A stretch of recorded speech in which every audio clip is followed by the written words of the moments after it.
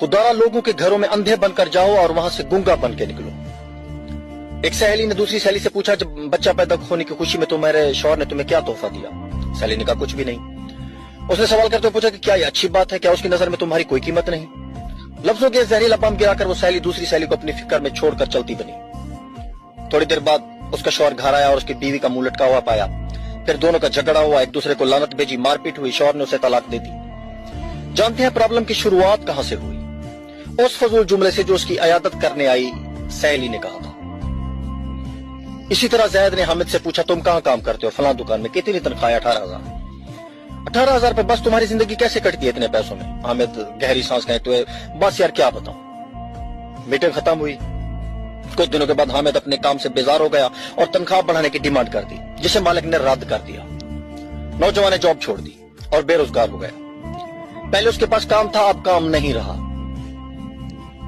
एक साहब ने एक शख्स से कहा जो अपने बेटे से अलग रहता था, तुम्हारा बेटा तुमसे मिलने नहीं आता?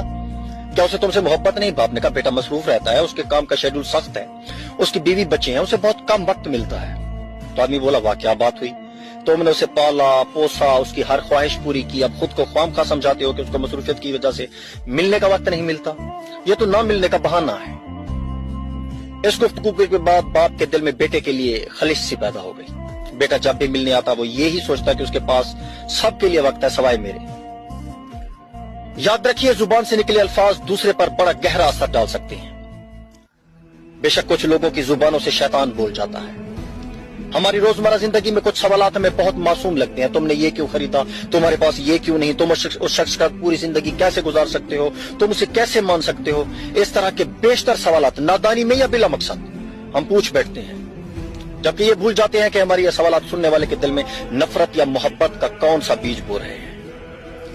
आज के दौर में हमारे इर्द गिर्द या घरों में जो फसादात हो रहे हैं, उनकी जड़ तक जाया जाए तो अक्सर उसके पीछे किसी और का हाथ होता है।